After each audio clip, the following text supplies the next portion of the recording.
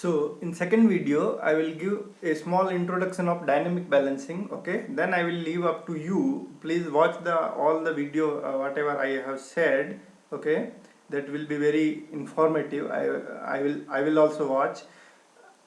Then after this we will cover problems. Okay, because the in by reading theories you will be not able to get the proper concept. When we will solve the problem you will get each and every steps. Okay, so now coming to dynamic balancing, when we need dynamic balancing. Okay, so as I said, in static balancing all the masses were in single plane. Okay, now the masses are not in single plane, then we need dynamic balancing. Because here there is one, means in this case there will be one more effect, and that will be couple. Okay, okay, there will be effect of couple also with centrifugal force. And why we have couple? Because one mass is in different plane, the second mass is in another plane. Okay, so this makes a, see now, f1r1 sorry, f1, that magnitude will be m1 r1 omega square. Okay, in this direction. This is just opposite, so m2 r2 omega 2 square, m2 r2 omega 2 square in this direction. Now both are acting in opposite direction, so that will make a couple. How much? The couple magnitude will be force into length. Okay, m into r into l.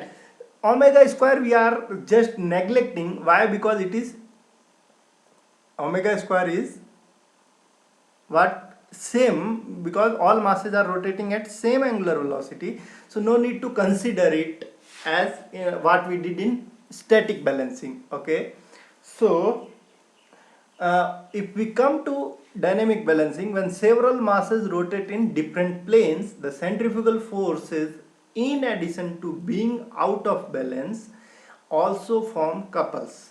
Okay, so with centrifugal forces you also have couples. A system of rotating mass is in dynamic balance when there does not exist any resultant centrifugal force as well as resultant couple. Okay, so here very important thing is, what was the condition of balancing in static balancing? If I explain in simple language, force component in x direction should be equal to 0, force component in z direction, there it was z. Okay, commonly we take y, but in what we covered in last topic was in z direction, means sine component and cos component should be equal to 0. Force sine component and cos component should be equal to 0, means force in x direction and z direction should be equal to 0. That will make resultant 0, because in vector it will, the resultant will be m1 r1. Okay, sorry, m into r, that will make 0. But here in dynamic balancing, with that two condition, there one more condition should be fulfilled, and that is, a system of rotating mass is in dynamic balance when there does not exist any resultant centrifugal force, which we had already in static, as well as resultant couple. So here you have to also balance the couple. What will be the couple? If we ignore omega, m into r into l, and this is the l. Okay, you will understand perfect when we will solve problem. Okay, so now this is your force. Omega we are not considering, because omega is common for all. If you take and if you don't take, it doesn't make any difference. Okay, so in the work that follows, the products of m into r and m into r into l instead of mr omega square and mrl omega square. Okay, see, moment is force into length, so force into perpendicular length, so force is mr omega square into length. Okay, and what is force? Mr omega square. Okay, but because omega is in all components, so you can ignore omega, just to make simple. Okay, usually have been referred as force and couple. So Mr and MRL we will refer as force. Exactly it is not force, but we will refer. Why? Because omega is common. And MRL we will refer as couple respectively, as it is more convenient to draw force and couple polygon for these quantities. Okay, so you will perfectly understand when we will solve problem. So we have force, you have couple, we will make force diagram and we will make couple diagram polygon with these quantities, and then we will find out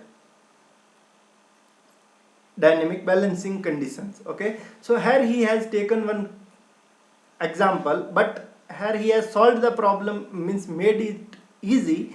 How? Because this M1 is and M2 are exactly opposite.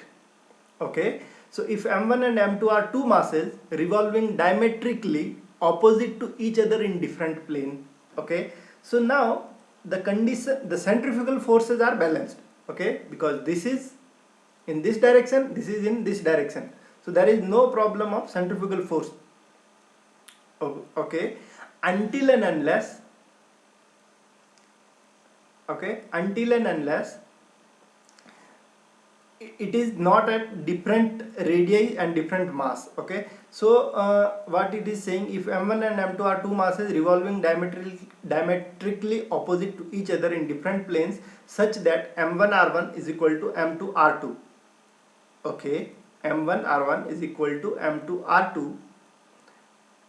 The centrifugal force are balanced, but an unbalanced couple of magnitude M1 R1 into L, which will be also equal to M2 R2 into L, is introduced. Okay, so the couple act in a plane that contains the axis of rotation and the two masses. In which direction, means in which plane this couple is acting? If you say this is mass, okay, this is the axis of rotation and this is M2, so in this plane, so if you take in this PDF or in this textbook the paper plane, in the plane of paper the moment will act, this couple will act. Okay, so the couple acts in a plane that contains the axis of rotation, so this has axis of rotation and the two masses, this is the plane. Okay, thus the couple is of constant magnitude but variable direction. Okay, the magnitude is constant but direction is varying every time because it is rotating and with angular velocity. Okay, so now we will solve problem. Now the next topic is transference of a force from one plane to another plane. How you can transfer a force from one plane to another plane, so that you should know, if you transfer one force from one plane to another plane, it will, you can transfer, but there will be a couple effect also. Okay, there will be a couple effect also.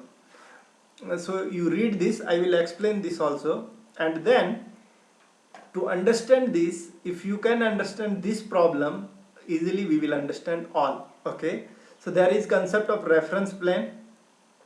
Okay, there is concept of reference plane, and this is rotor. All there are some masses like this is mass 1. Okay, if you take this as your reference axis, x-axis, and with this if you take theta, so this is theta 1. See, from reference plane L1, L2, L3. Okay, and this is the mass 2, this is mass 3, this is angle. Okay, so try to understand this. Okay, so here this is example, this is case of dynamic balancing. See, this is your, what is this? This is couple polygon.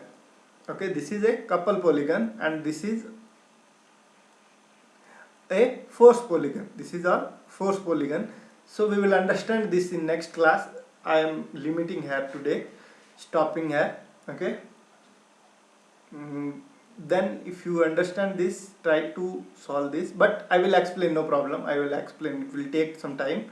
Okay, so we will understand this. So today we got some basics of balancing. If you have any doubt, please ask me, and I strongly recommend to watch that video what I have said. Okay, thank you.